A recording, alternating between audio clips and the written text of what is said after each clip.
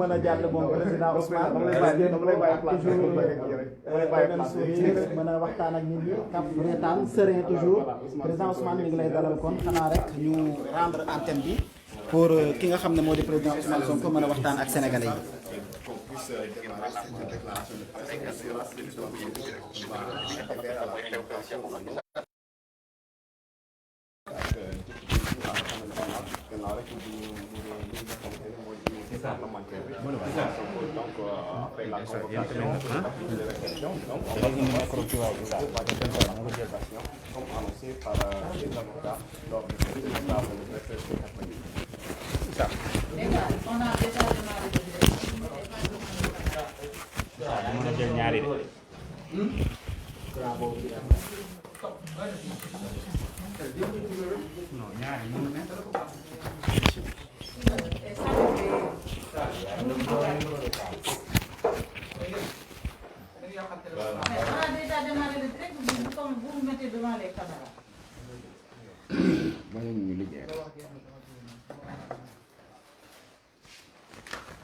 Eh bien jël ngeen sama place sax ah mënuma teg sama feuille bi vraiment benn il faut chercher une grande table.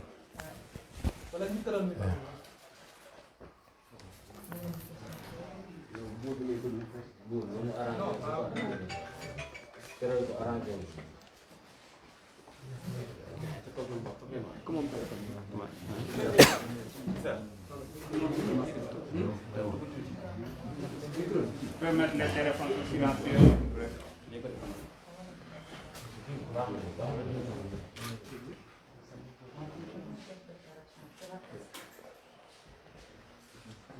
waaw dañ gisee mën nañ door. C'est bon?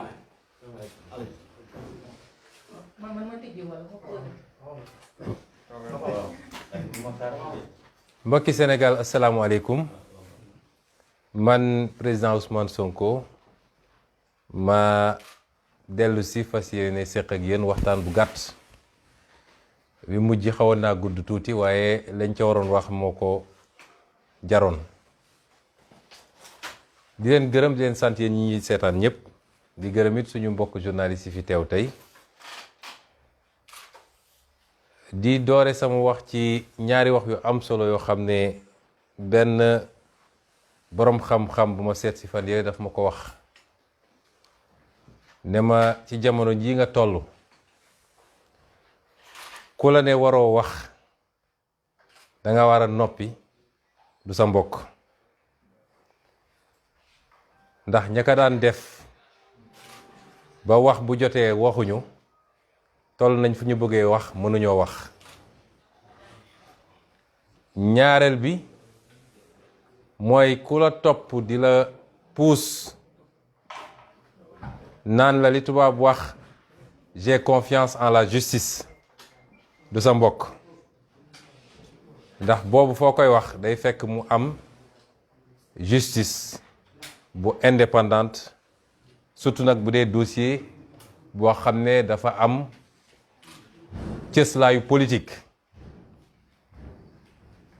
may yokk ci ni ñun de wóoluwuñu justice su Sénégal waaye wóolu nañu ay magistrat ci biir justice Sénégal ndax lii histoire u Sénégal dafa biral ni musuñu fee gis dossier boo xam ne politique da cee fës justice addu ci ñoo xam ne wute naag ni pouvoir exécutif mooy ni ki jiite réew mi bëggee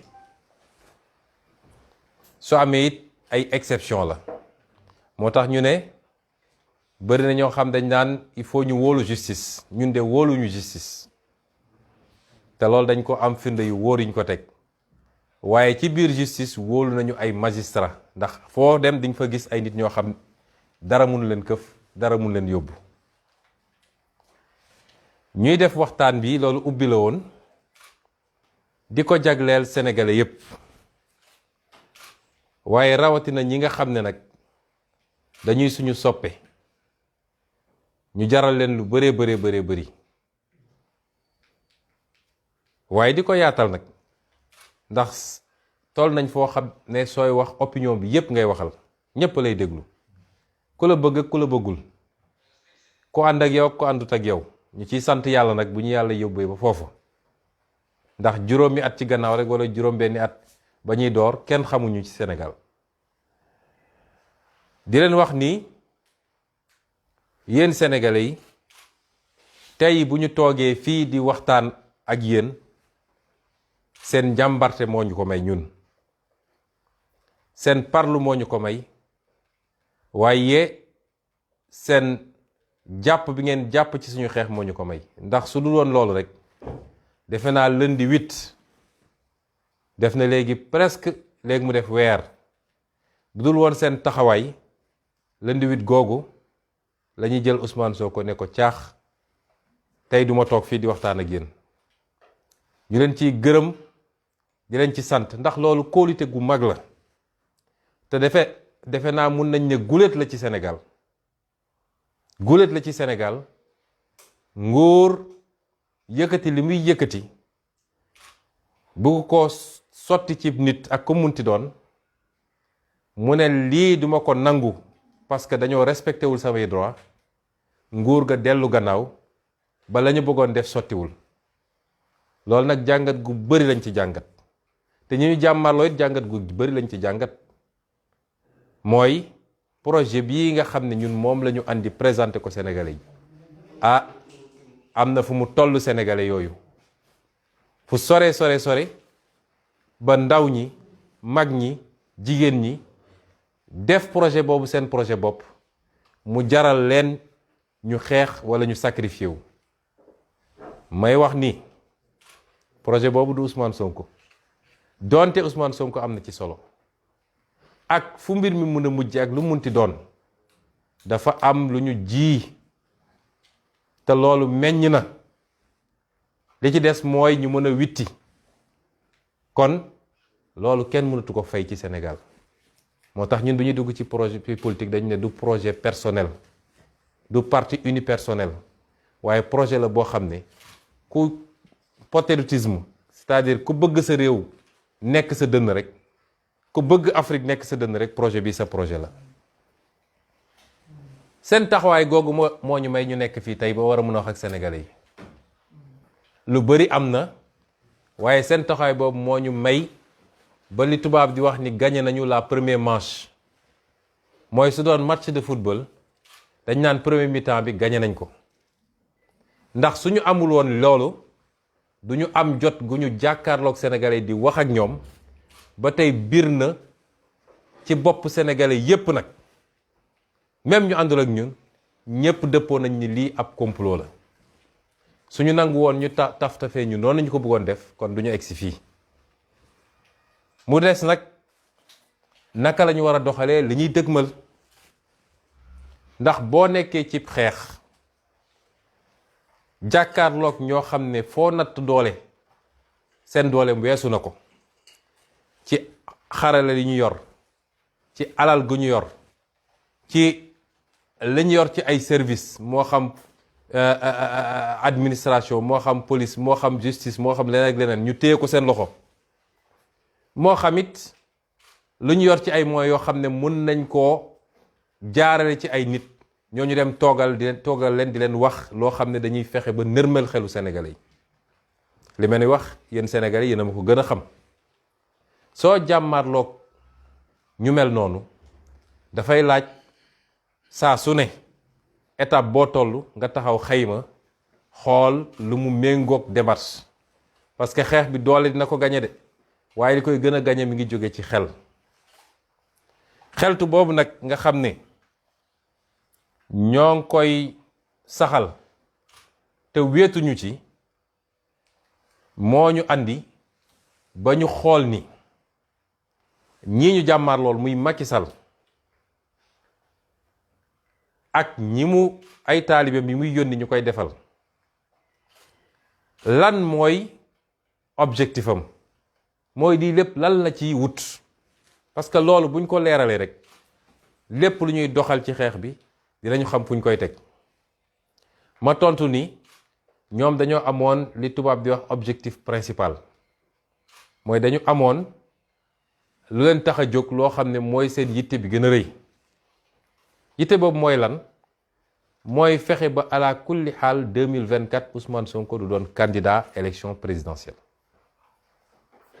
li may wax dafa am solo na ko ñëpp jàpp parce que suñu comprendre ñoom ni ñuy doxale rek dañuy bàyyi xeex bi am solo bi nekk ci xeex yu ndaw ndawaan yi lay seen mbébét ñoom la leen tax a jóg ak leen tax a dugg ci lii lépp mooy ni ñuy fexe ba gàllankoor Ousmane Sonko ba 2024 fa ñuy taxawee di laaj réew mi moom du fa taxaw di ko laaj nañ ko defee woon ci gannaaw ak ñeneen muy Karim Wade ak Khalifa Sall loolu rek mooy objectif bi bu objectif boobu weesoo am na lu tubaab di wax objectif secondaire mooy loolu mooy seen farata ñoom am na peut-être sunna bu ci tegu mooy nañu fexe ba gàkkal ko ba tilimal ko ba sénégalais yi ne kii du nit bu baax ñaar yooyu mooy seen objectif bu njëkk ba nag moo leen gën a tere nelaw moo leen andil lii lépp boo xamee loolu nag ca doxalin bi ngay doxal da ngay fexe ba may leen ñoom lu leen yombalal loolu moo tax ñetti fan yi ñu jóge déglu naa ñëpp fu ne Sénégal nit woo na ma fa fu ne Sénégal nit jóge na fa mu jaral ko léeg-léeg mu taal otoom wala def délégation wala bokk ak association wala parti politique am démb fii ci salle bi recevoir naa si waa opposition nga xam ne dañoo bokk ci FRN recevoir naa waa société civile ba ci tey la mujj ak ñoom Alioune Tine recevoir naa fi ay kilifa diine ñoom Mame Matar Gueye ak ñoom Abbé Jacques Seck recevoir naa fi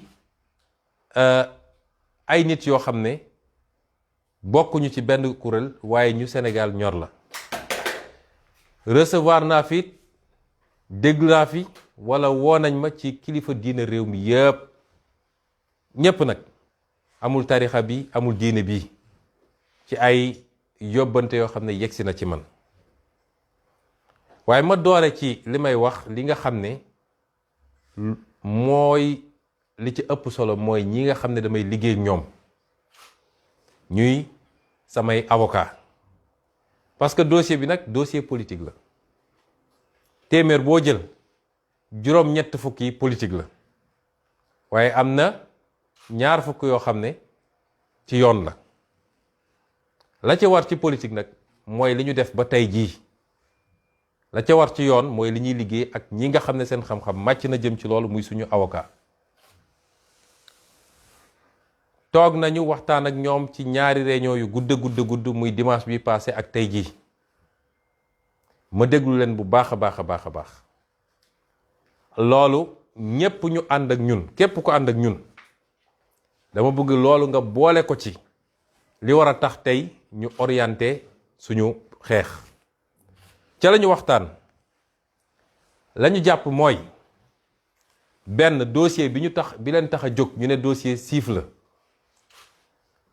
dossier boobu dara newu ci dossier boobu juge ak nu mu jeng bu ñëwee ba ci biir lépp dina feeñ wala lépp feeñ na ba noppi sax amul juge boo xam ne war naa mën a ne lii dinaa ci condamner nit loolu dàqantewul nag ak li ma wax bi may ubbi ni man wóoluwuma suñu justice waaye wóolu naa ay magistrat yoo xam ne dañ leen ni tànn ci biir waaye ñii suñu bëggee def seen yëfu salte depuis procureur moom tuddatuma ay turam comme mi ngi toppatoo sama biir ménage di woo ay nit di wax lu jëm ci sama biir ménage procureur boobu mënatul assurer benn garantie ni procureur de la république la yàkkamti gu mu yàkkamti woon xam nga gaynde gu xiif yàkkamti gu mu yàkkamti woon jot ci Ousmane Sonko moo andi vice de procédure yi am ci dossier bi yépp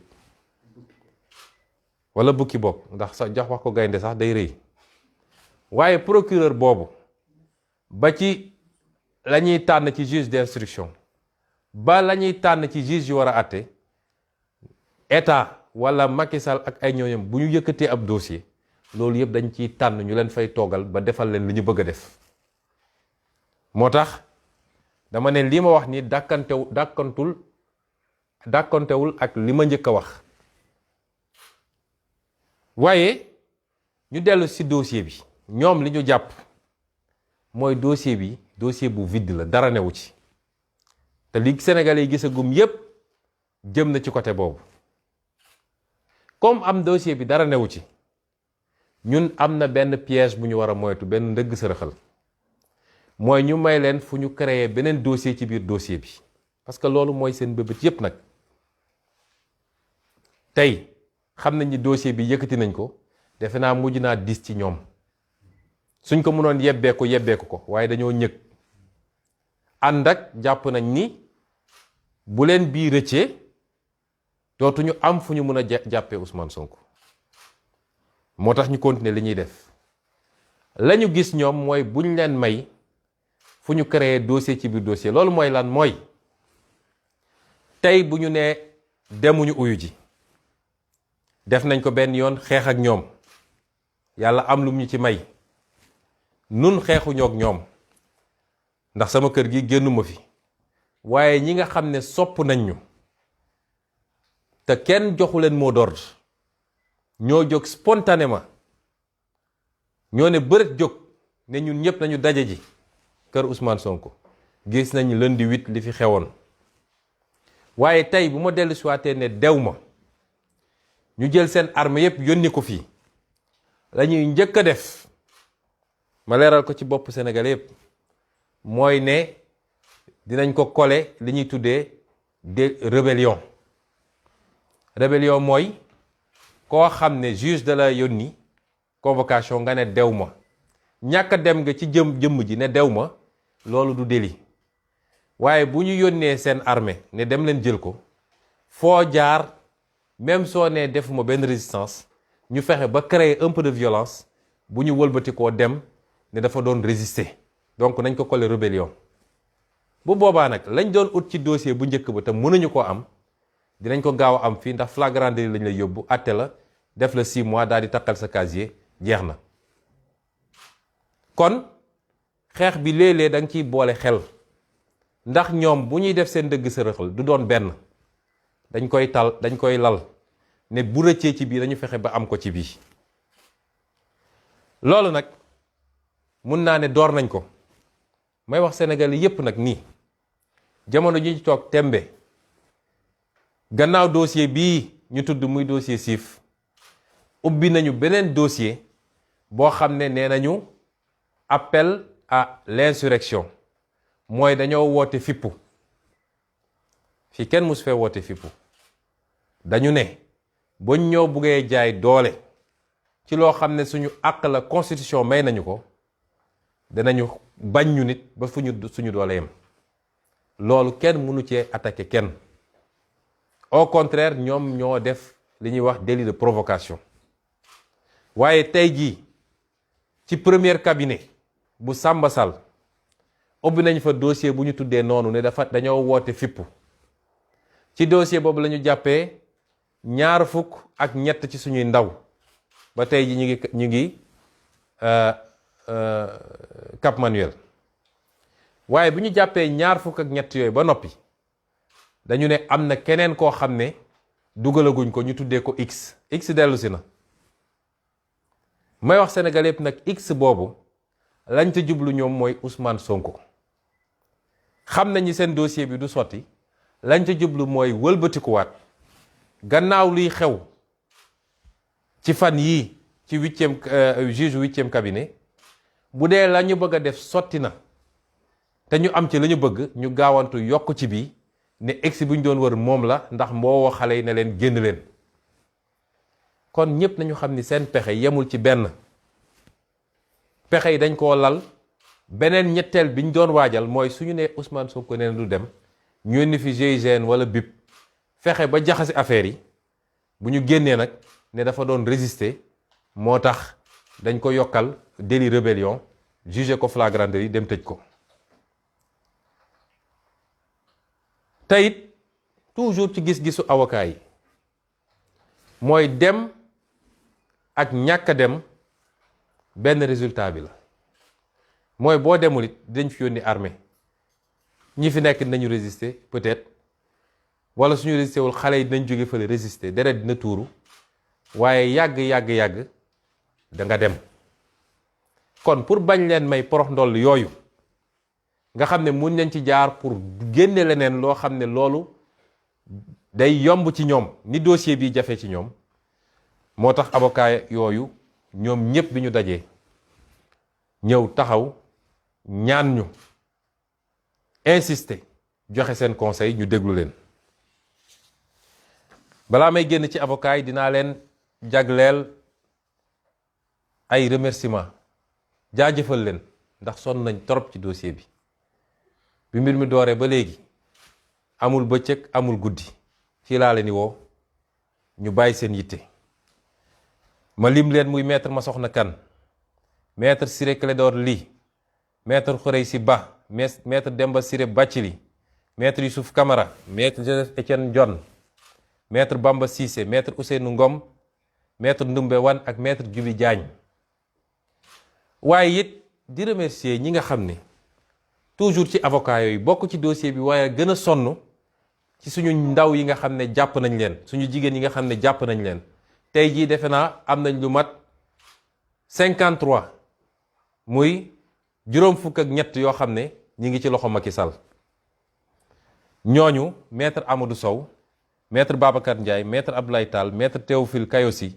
maître Michel Simel Bass ak maître Magna Silva ma leen ni jaajëfal ci sama tur ci turu parti bi waaye ci turu sénégalais yépp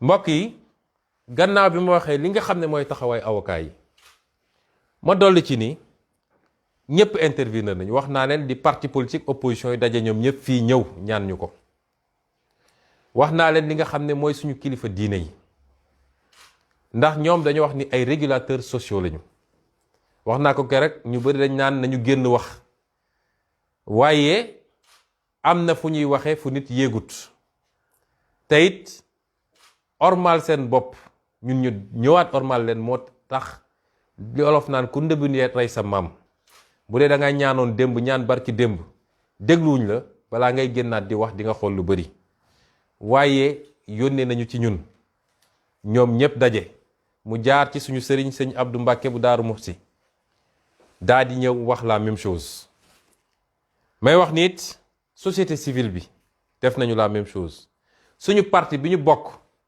def nañu concertation département yépp ñu laaj leen lu ñu xalaat diaspora bi ñu laaj leen lu ñu xalaat bureau politique bi wax li mu xalaat ay avis la yoo xam ne lu partagé la waaye li ëpp ci avis yi am benn boor bu ñu jëm dinaa ci ñëw léegi ñii ñépp nag li ma ci gën a touché man muy kilifa diine muy société civile muy keneen gannaaw bi ñu amee yitte ci réew mi li ma gën a touché mooy seen yitte bi gën a rëy mooy li tubaab di wax sama intégrité physique mooy ñu bañ a maye fu ñu mun a jaaree pour li ñu bëggoon am ci justice sax boo moytul ñu amee ko ci neneen ndax dégg nañ fi kaawu Xaadim Buso dégg nañ fa yeneen kaa te ci loo xam ne mën nañu gañe combat bi ci neneen ñooñu ñëpp ma ne leen seen yitte ci ñun yéeg nañ ko te dafa wane ni projet bi nga xam ne moom la ñu présenté Sénégalais yi ñor na leen projet boobu seen projet la lii lépp nag moo tax ba ñu waxtaanee déglu ñépp ñu wax Sénégalais yi ni bu soobee yàlla ëllëg ca waxtu biñ ko waxee dinañu génnee fii suñu kër dox ndànk dem déglu lan la juge 8e cabinet war a wax ak nun waaye loolu tekkiwul ni dañoo deltu gannaaw xeex bi commencé gul sax te tekkiwul it ni mobilisation bi exceptionnelle bi nga xam ne am na Sénégal te ñu gëjoon ko gis dina wàññeeku tey la mobilisation war a gën a bëri tey la mobilisation war a gën a am doole tey la militants yi ak militantes yi ak sympathisants yi ak sénégalais yi nga xam ne ñépp dëgg rek moo leen ñor tey la ñu war a gën a mobiliser parce que bu ñu buggee jaarale mbir mi feneen dina am neneen nu muy demee te it tekkiwul ni li ñu waxoon ni suñu droit ñun à la résistance suñu droit individuel constitutionnel jóge na fi waaye tekkiwul ni lii nga xam ne am na ci dossier bi yépp te avocat yi wax ko député yi wax ko ba suba député yi nañu déposer recours conseil constitutionnel ñu war a signé nañu loolu lépp duñ ko bàyyi mu jaas parce que lañ ca war a def ci yoon danañ ko def muy fii muy CEDEAO muy feneen ak feneen may woo nag sénégalais yi ndax duma ko wax ak Macky Sall ndax ku am xol am yëg-yëg ngay waxal ci lu jëm ci nit ñi ñii nga xam ne jaay nañ leen doole muy suñu otage politique yi ne sénégalais yëpp addu na leen Macky Sall bàyyi rawatina nag ñii nga xam ne jigéen lañu tey jii dañoo fas yéene woon démarrer grève de la faim ndax ñu ngi leen di pamti ku ñu jàpp àjjuma ba tey yóbbu leen delloosiwaat leen déglu sax defuñu leen ko lépp pour métital loolu taal na ay réew yu bari parce que jaay doole ci anam yi baaxul man maa leen ñaan ne leen bu leen grève de la faim ndax dama jàpp ni bokkul ak suñu gëm-gëm waaye li gën a garaaw mooy ku toll ci xeex dangaa soxla sa doole waroo affaiblir sa bopp te am naa ñëwante bu rëy ci ñoom nag ndax dama koy natt ci sama bopp moo tax ma ñaan leen ko waaye du lu ñu bëgg a génne ci xeex bi may wax tamit suñu police nationale wax naa ko keroog ci sama discours police bi ñun ñëpp la fi nekkal am na lu xew fii keroog sama kër te duñ ko bàyyi ndax def nañu lettre démenti retiré waat ko lu toll police nationale ñu war a jël jumtukaay yoo xam ne tey waroon nañ ko yóbbu ci xool ni ñuy xeexee Samba Boy ni ñuy xeexee terroristes yi ñu ñëw teg ko ci buntu kër Ousmane Sonko di ko espionner di ko filmer moom ak ay njabootam ak képp ku dugg ci kër gi ak ku génn ci kër gi loolu rafetul ci Sénégal te du kenn ku leen yónni ku dul Macky Sall ci dossier boo xam ne nee nañu dossier privé la bi loolu amee ba tey harcelé nañ ñu menacé nañ ñu dañuy ñëw par force dugg ci kër gi parce que dañoo am jumtukaay bu ñu ñàkk bu ñu wàcc fi keroog te il faut ñu jot ko bi ñëwee fi nee naa leen gisuñu jumtukaay boobu loolu doyul yónnee nañu ay médiation waaye ba tey ñi ngi ca loolu ñun nag dinañu constater par voie d'huissier su jaree ñu porter plainte police nationale dañ ko def xam naa ni police nationale wax naa ko keroog ay patriotes ñoo ci nekk ñoo ci ëpp waaye les gradés de la police laay wax bu leen nangu ñu jouer loolu leen rôle boobu compétition politique c'est entre les acteurs politiques suñuy jumtuwaay réew buñ ko jël di ko boole ci compétition politique day andi compétition déloyale Macky yor police yor gendarmerie yor lépp war a jàmmal ak ñoo xam ne seen parti rek dañu yor ak seen discours loolu rafetul ci réew mi la tax nag ñuy insister ñoom xam nañu ñun xam nañu buñ ñu wax loo ngir yàlla waaye loolu dafa doy nañu bàyyi di utiliser moyen état bi di espionner ay citoyens tey amul benn citoyen sénégalais boo xam ne yaa ngi ci sécurité ñépp Macky mu ngi leen di espionner ñépp nag waxuma la sax ku ne ànduma ak moom waaye ñi mu àndal sax mu ngi leen di espionner ba kañ dañ koo dénk lii pour mu tabax réew mi na yem ca loola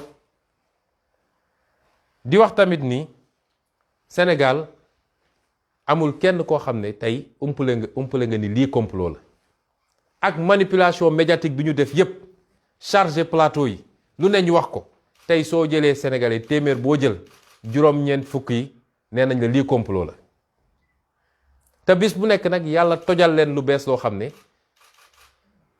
foogewuñ ko woon ba tey ku déglu live Pape Alé Niang bi keroog bi may wax junj naa ne laaj leen Macky Sall ndax xam na Adji Sarr seede bi tey ñëw na ndax xam na ko moom Macky Sall ndax recevoir na ko en tout cas génn na ci gémmiñu Adji Sarr ni moom Macky Sall recevoir na ko te benn autorité APR moo ko fa yóbbu ci lim leen wax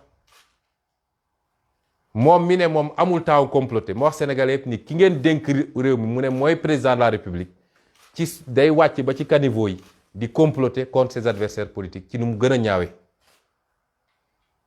loolu fës na tey fi may daanelee nag mbokk yi mooy di gën a soññu yéen ñëpp ma leen gën a soññ xeex bi ñun de mun nañ ci ñàkk ay dunq waaye Macky Sall dina ci ñàkk nguuram ci nii wala ci nële dugg na ci loo xam ne amul tey benn sénégalais bu ko nangu wala bu ko rafetlu amul kon lu ñuy xeex la ba fu xeex bi yem waaye xeex bi nañu xam ni ay temps la xeex bi ay stratégie la xeex bi dafa am fu mu jotee foo xam ne lu mu laaj rek ñu xam ne lii la laaj moo tax ma ne mobilisation mooy nañu takku fu ñu doon nekk benn nañ fa doon téeméer fu ñu fa doon nekk benn ci mobilisation nañ fa doon téeméer di gërëm nag mouvement citoyen yi également ñi nga xam ne ñëw nañu muy ay FRAPP Y'en a marre docteur Babacar Diop FDS ak Doyna ak Ñoo Lank tous ces mouvements citoyens parti politique yi nga xam ne jël nañ seen initiative ba démb am nañu ci def conférence de presse ñoom docteur Cheikh Tidiane Dièye Cheikh Bamba Dièye ñoom Bougane ñëpp ak ñi vraiment tous les partis politiques su ma limee rek juum ñi taxawoon assemblée nationale lu ne ñu daj ko ci ñoom ñëpp nag député opposition yi ñoom ñëpp ñu ngi leen di gërëm ne leen nag mobilisation bi ça ne fait que commencer mbokk yi lii laa bëggoon andi ci sama déclaration di ko faram-fàcce ci français ci nu mu gën a gaawee daal di yeewi ñëpp ndax defe naa mi ngi commencé guddi. Chers compatriotes, je me permets de m'adresser une fois de plus à vous pour vous édifier sur ma position par rapport à la situation actuelle. Je commencerai par rappeler les sages recommandations d'un ami que j'ai eu à recevoir ici et qui m'a donné 2 recommandations.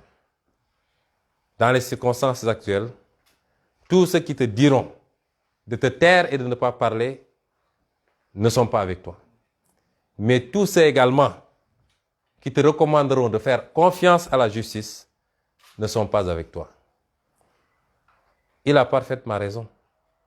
Il faut communiquer pour édifier l'opinion à chaque fois que nécessaire. Il faut communiquer parce que ceux qui sont avec nous, ceux qui nous suivent, mais l'opinion a besoin d'avoir des arguments. Chacun fera l'interprétation qu'il veut, le traitement qu'il veut, mais il faut communiquer, mais ne pas laisser communiquer à votre place. Particulièrement la contre-communication. Il a raison parce que nous savons de quelle justice on parle dans ce pays. Et il est exceptionnel, pour ne pas dire, on n'a jamais vu un dossier politique tranché par la justice dans un sens différent de celui du vouloir du prince, quel que soit le prince qui est là, mais en l'occurrence aujourd'hui, M. Macky Sall. Nous ne croyons pas à cette justice, mais nous croyons à certains magistrats. Il y a des magistrats sérieux, compétents, qui font correctement leur travail. Mais il est évident que lorsque le tenant du pouvoir entreprend un complot de cette nature, il s'assure de placer sur toute la chaîne judiciaire des gens capables de lui faire le sale boulot. Quelle que soit la qualité de votre dossier par ailleurs. Je voudrais dire à tous les Sénégalais, ça transcende les militants de PASTEF. Parce que ceux qui sont mobilisés le lundi 8 ici ne sont pas seulement les militants de PASTEF. C'est le Sénégalais lambda. C'est le Sénégalais qui n'appartient à aucun parti politique. C'est le Sénégalais de tel ou tel autre parti politique d'opposition. C'est le Sénégalais de la société civile. C'est le Sénégalais des mouvements citoyens. C'est même le Sénégalais religieux. Tous ceux qui détestent et combattent l'injustice ont fait ce mouvement spontané pour venir dire non à cette injustice. Et cette posture que vous avez adoptée nous a permis de gagner énormément de temps. Cette posture que vous avez adoptée nous a permis d'être là aujourd'hui à continuer à édifier les Sénégalais. Je vous en remercie énormément. Cette posture nous a permis de gagner la première manche. parce que n'eût été votre engagement, votre détermination, mais votre mouvement spontané de ce jour, je n'aurais jamais eu la latitude et le temps qu'il fallait pour communiquer avec les Sénégalais et pour démontrer le complot. Je vous remercie pour cela. Quelle démarche devons-nous tous adopter à partir de maintenant? Quelle stratégie devons-nous adopter à partir de maintenant? C'est ça l'objet de cette présente déclaration de presse. Pour définir cette attitude, il faut partir de l'analyse de l'objectif recherché, la définition de l'objectif recherché par notre vis-à-vis, par notre adversaire, qui, par endroits, se transforme même en un ennemi. Quel est l'objectif de Macky Sall dans tout cela? Macky Sall a un objectif principal, c'est de radier Ousmane Sonko des listes électorales et d'éviter, de l'empêcher en tout cas, de pouvoir se présenter à toute élection à venir, mais particulièrement et singulièrement à l'élection présidentielle de 2024. Il a des raisons de le faire, puisqu'il a tous les sondages, il a les services de renseignement qui lui donnent tous les renseignements qu'il faut. Il sait pourquoi, impérativement, il lui faut se débarrasser de cet adversaire.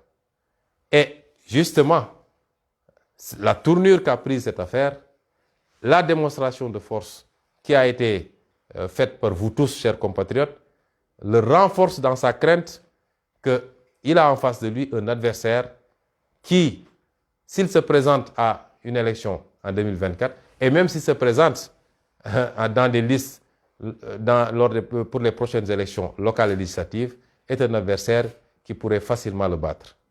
Et c'est pourquoi il faut qu'on comprenne tous que, quelle que soit la situation, et malgré l'évidence qui s'est faite aux yeux de tous les Sénégalais d'un complot ignoble, Macky Sall ne reculera pas.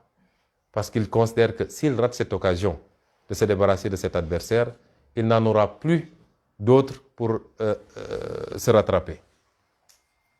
Alors, ça c'est son objectif principal, qui est adossé à un objectif secondaire, celui-là de jeter l'opprobre, de jeter le discrédit sur l'image de cet opposant, de cet adversaire, en l'occurrence Ousmane Sonko. Il faut bien qu'on campe cela, chers compatriotes, parce que ça va nous permettre de définir notre stratégie dans ce combat. Parce qu'il n'est pas question, mais absolument pas question, que Macky Sall puisse atteindre cet objectif. Il n'est pas question que nous lui permettions allègrement, librement, mais sans aucune résistance, que nous lui permettions de pouvoir écarter les adversaires politiques comme à son gré. C'est aujourd'hui cela qui doit orienter, guider toutes les actions que nous allons poser à partir de maintenant. Et c'est pourquoi j'ai écouté tout le monde. J'avoue que depuis 3 jours, je n'ai cessé de recevoir, du matin à la nuit. Je n'ai cessé de communiquer, d'écouter les gens au téléphone. Tous les segments de la société ont eu à m'interpeller d'une manière ou d'une autre par rapport à la situation que nous vivons. Mais je commencerai par la position la plus centrale, la plus importante dans ce genre de situation. Parce que nous avons un dossier, certes, à 80 ou 90% politique, mais qui peut être à 20 ou 10% judiciaire.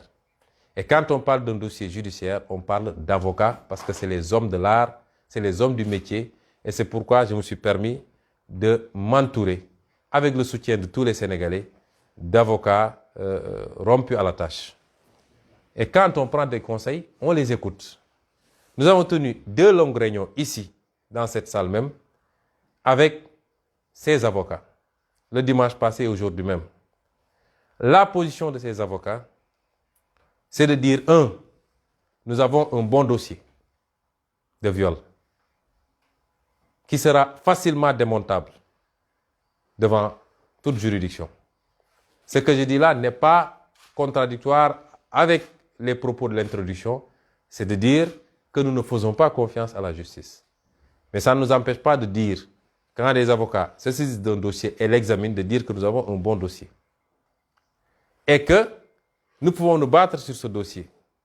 malgré tous les vices, je n'ai pas besoin d'énumérer tous les vices, ça a fait l'objet de tellement de débats. Les députés en ont parlé, les avocats en ont parlé, les professeurs de droit en ont parlé. Nous avons suivi les plateaux. Beaucoup de tentatives de manipulation et de détournement, mais par la grâce de Dieu, les gens ont pu démontrer tous les vices qui existent, depuis la lettre du juge d'instruction jusqu'à la levée de l'immunité parlementaire et même la convocation qui n'a pas attendu le délai minimum prévu dans ce cas d'espèce pour permettre éventuellement des recours. Ce recours que feront d'ailleurs demain les députés de l'opposition qui ont déjà préparé le texte et qui ont eu les signatures qu'il faut. Mais nous continuerons à nous battre contre ces vices et tous les recours qui devront être faits au niveau national comme international seront faits par les avocats. Donc, premièrement, la vacuité du dossier. Deuxièmement, quand on a un dossier bon, il ne faut pas donner à l'adversaire la possibilité de créer des dossiers dans le dossier. C'est ça qui est recherché. Et que si je ne déférais pas à la convocation demain, la conséquence logique, c'est un mandat d'amener, peut-être, mais l'armée qui sera envoyée pour venir ici peut trouver une résistance, même si moi je ne résiste pas. Mais aujourd'hui, les Sénégalais se sont appropriés cela. Je n'avais pas appelé le 8 pour que les gens sortent, mais ils sont sortis spontanément. Et avec la moindre résistance, ou même en l'absence de résistance, ils vont la fomenter. Ils pourront sortir pour nous mettre sur le dos un autre délit, c'est-à-dire la rébellion. Et ça, c'est un jugement direct en flagrant délit, une condamnation à 6 mois, et le casier judiciaire est complètement sali. Et c'est ça l'objectif recherché, je l'ai dit. Et donc, dans nos stratégies, ce ne serait pas intelligent de leur offrir cette opportunité. Je tiens à dire à tous les Sénégalais, parce qu'il nous faut être vigilants. Nous avons en face de nous des malfaiteurs. C'est une association de malfaiteurs. Et qui, dans sa stratégie, développe plusieurs pièges en même temps. En se disant que s'il échappe à celui-là, il tombera dans tel autre piège. Et l'autre piège, je peux vous dire à tous que, au moins je vous parle, le juge d'instruction du premier cabinet, M. Samba Sall, à la suite des manifestations du 8 février, il y a eu pas mal d'arrestations. Aujourd'hui, on a 23 jeunes à Dakar et 13 à Ziguinchor qui ont été interpellés. Et le délit, le motif qu'on leur a collé, c'est, entre autres, à part association de malfaiteurs, participation à une manifestation non autorisée, ils leur ont mis appel à l'insurrection. Ils ont mis les 23 plus X. Et à Ziguinchor, ils ont mis les 13 plus X. Et depuis lors, nos avocats font le pied de grue pour que ces jeunes soient entendus. Le juge du premier cabinet refuse parce que qu'est-ce qu'il attend? Il attend que la procédure concernant Ousmane Sonko soit déclenchée pour qu'ensuite on dise que X est Ousmane Sonko. Et à partir de ce moment, ce dossier de viol, qui est un dossier vide, sera remplacé par un dossier sur l'appel à l'insurrection. C'est pourquoi ils ont fomenté dans une certaine presse tout un débat sur l'appel à l'insurrection depuis quelques jours.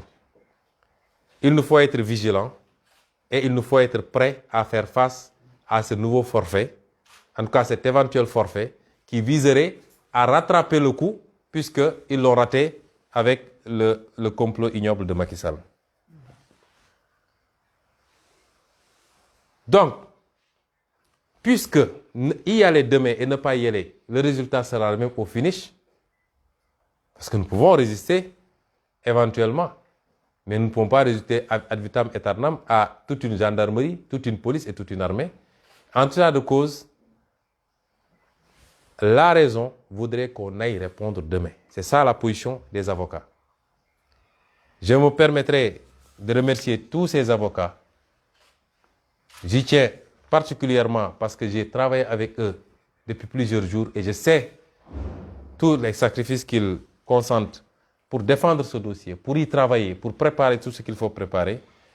Il s'agit de Maître Massokhna Kane, Maître Ciré Clédor Ly, Maître Khoureychi Ba, Maître Demba Ciré Bathily, Maître Youssouf Kamara, Maître Joseph Étienne Dione, Maître Bamba Cissé, Maître Ousseynou Ngom, Maître Ndoumbe Wane, Maître Djibi Diagne, Maître Amadou Sow, Maître Babacar Ndiaye, Maître Abdoulaye Tall, Maître Théophile Kayossi, Maître Michel Simel Bass, Maître Magna Silva. Ceux qui travaillent quotidiennement dans le dossier principal qui nous concerne, comme ceux qui se sont donné les moyens d'être présents à chaque fois qu'un militant ou une militante est arrêté. À chaque fois que quelqu'un est arrêté, même ceux qui ne sont pas nos militants et qui nous soutiennent, je veux parler des Guy Marius Sagna, des Dame Mbodj, des Clédor Sène, tous ces gens-là, à chaque fois qu'il y a une arrestation, ces avocats sont donnés les moyens d'être présents pour qu'on ne les entraîne pas dans des déclarations qui pourraient se retourner contre eux. À part les avocats, toutes les autorités de ce pays, tous les segments, j'ai parlé des autorités religieuses. J'ai reçu toutes sortes de délégations ici dans cette salle. La dernière en date, c'est la délégation conduite par Djamra de Mamatar Gueye, Abbé Jacques Seck et beaucoup d'autres religieux. J'ai reçu des interpellations, des gens qui ont été envoyés par ces guides religieux, qui ont concouru tous à la même demande, non pas seulement pour l'apaisement, puisque l'apaisement ne dépend pas de nous, je le précise encore, ça dépend particulièrement de Macky Sall et de ses comploteurs, mais qui se sont souciés, et cela m'a touché au plus profond de moi, qui se sont souciés de mon intégrité physique, de mon intégrité morale, ce qui les a amenés à exprimer leurs demandes. Je les en remercie. Les partis politiques d'opposition, j'en ai reçu ici hier dans le cadre du FRN. La société civile, le dernier qui est sorti d'ici est M. Alioune Tine. Et un nombre incalculable de citoyens de tous bords qui m'ont interpellé depuis 3 jours pour insister et nous demander d'aller dans un sens. Notre propre famille, mais notre parti politique qui a ouvert depuis hier de larges concertations avec les 45 départements, la diaspora et le bureau politique. Il peut y avoir encore des réticences, mais l'écrasante majorité est allée dans un sens. Tous, en tout cas, ont compris qu'à chaque étape de ce combat, il nous faut adapter une stratégie. Et c'est l'ensemble de ces recommandations qui nous ont permis d'aboutir à la décision que j'annonce que demain, à l'heure contenue dans la convocation, nous irons répondre, écouter le juge du premier cabinet.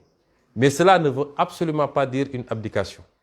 Et j'appelle tout le monde à rester mobilisé parce que nous n'accepterons, mais absolument pas, aucune injustice, aucun forfait, aucune forfaiture par rapport à la gestion de ce dossier.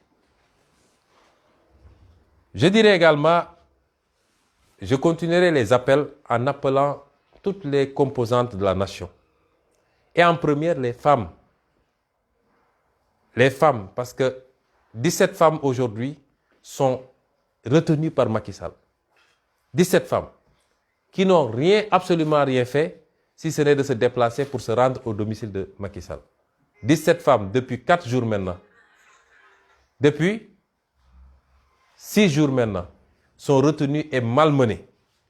On leur refuse même d'avoir des draps ou qu'on leur amène de petits lits. Elles dorment à même le sol, les carreaux, là-bas au commissariat de Dieuppeul. Et depuis 2 jours ou 3 jours, elles sont ballottées entre le tribunal et le commissariat de Dieuppeul avec des retours de parquet. Cela, ce n'est pas de la justice. Serigne Bassirou Gueye le fait sur prescription de Macky Sall uniquement pour faire mal à des adversaires politiques. Antoine Diome le fait uniquement pour essayer de régler des comptes parce qu'on interdit même les visites. Moi, je me suis déplacé le vendredi pour leur rendre visite là-bas au commissariat de Dieuppeul. On m'a interdit l'accès aux locaux. Des députés, les Mame Diarra Fam, les Aïssata Sabara se sont rendus là-bas, on leur a interdit l'accès aux locaux. Cela est inadmissible. Et j'en appelle à tous les segments de la société. Je ne parlerai pas de Macky Sall, parce qu'il faut avoir un cœur pour qu'on puisse vous interpeller. Je parle à tous les segments de la société. Ce qui se passe est inadmissible. J'interpelle notre police nationale. Quand on dit nationale, ça veut dire que ça appartient à la nation. Ça appartient aux 16 millions de Sénégalais. Chacun de nous a les mêmes devoirs. La police n'est pas rémunérée par Macky Sall, elle est rémunérée par nos impôts. Elle doit rester à équidistance. Ce qui s'est passé ici, à mon domicile, le jeudi passé, est inadmissible. C'est-à-dire qu'on déploie des moyens les plus sophistiqués de l'État pour venir espionner un adversaire politique. Je maintiens mes accusations contre la police nationale. Et on en a les preuves et ils le savent. On en a les preuves, ils le savent, parce qu'on a les enregistrements, on a les vidéos, on a tout ce qui a été filmé ici.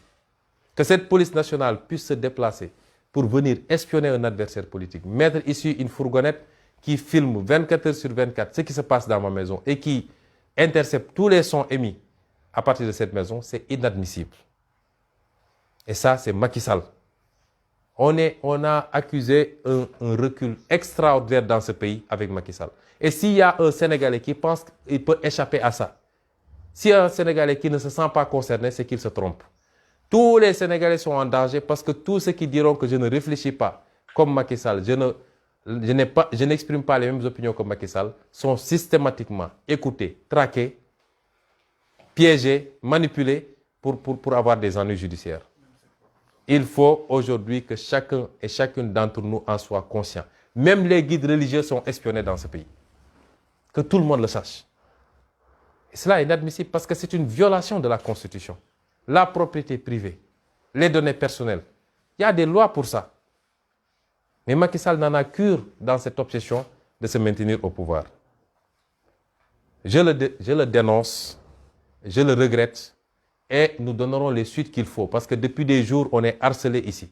Nous avons été menacés d'une intrusion musclée de la police pour venir récupérer soi-disant un matériel qui serait perdu ici.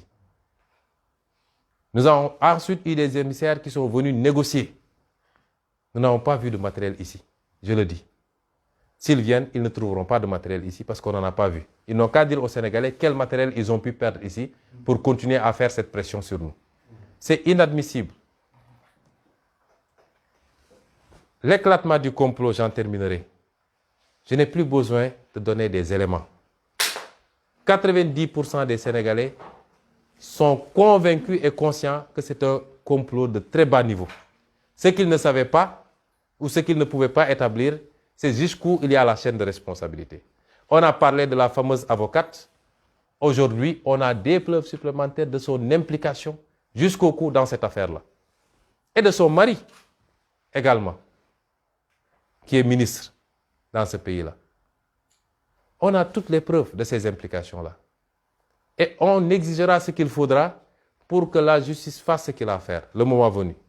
Parce que beaucoup de gens nous disent pourquoi vous n'avez pas contre-attaqué. Après discussion de nos avocats, nous avons considéré que le moment viendra. Parce qu'on ne peut pas leur donner certaines opportunités. Mais les gens ne savaient pas que ça va beaucoup plus loin.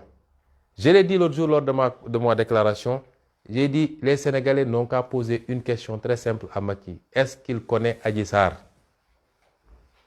Ceux qui ont écouté aujourd'hui le live de Pape Alé et le témoignage y contenu peuvent maintenant répondre eux-mêmes à cette question.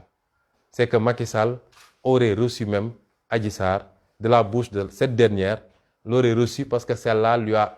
En réalité, on est dans une grande entreprise de manipulation où, au finish, je me dis, est-ce que ce n'est pas les manipulateurs qui ont été manipulés par cette jeune fille? Je dis aux Sénégalais, Macky Sall a dit à RFI qu'il il a autre chose à faire que de comploter. Je vous dis qu'il est le comploteur en chef et que c'est lui qui tire les ficelles de bout en bout de cette affaire-là. Enfin, je relancerai cet appel à la mobilisation de tous les Sénégalais et les Sénégalaises. Dans ce combat, nous pouvons perdre des plumes, mais Macky peut perdre son pouvoir. Tout dépend du peuple sénégalais. Est-ce que ce peuple peut accepter que celui qu'ils ont élu aux plus hautes responsabilités de ce pays, à qui ils ont donné tous les moyens pour transformer leur vécu, pour améliorer leur vécu, passe l'essentiel de son temps à espionner, à comploter contre ses adversaires politiques? Est-ce qu'ils peuvent accepter que la seule règle qu'ils connaissent par rapport à la conservation du pouvoir, ce n'est pas la règle de la confrontation des opinions et des idées, la confrontation des programmes dans le cadre d'élections libres et démocratiques, mais la seule règle qu'ils connaissent, c'est la règle du complot pour liquider les adversaires politiques? Est-ce que les Sénégalais vont continuer à accepter ça? S'il il parvient à ses fins avec Ousmane Sonko, est-ce que les Sénégalais peuvent accepter un pays sans opposition? Si ceux qui ne se sentent pas concernés, qu'ils ne reviennent pas demain après pleurer. Lorsqu'il aura éliminé toute opposition, il déroulera en roue libre et il instaurera une dictature totale et totalitaire.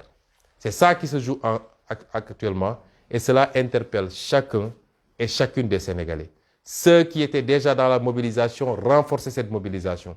Ceux qui n'y étaient pas, rejoignez cette mobilisation parce que nous avons un combat à gagner et ce combat, c'est le combat pour le Sénégal, c'est le combat pour nos enfants et nos petits-enfants. Ce n'est pas un combat pour Ousmane Sonko. Je vous remercie.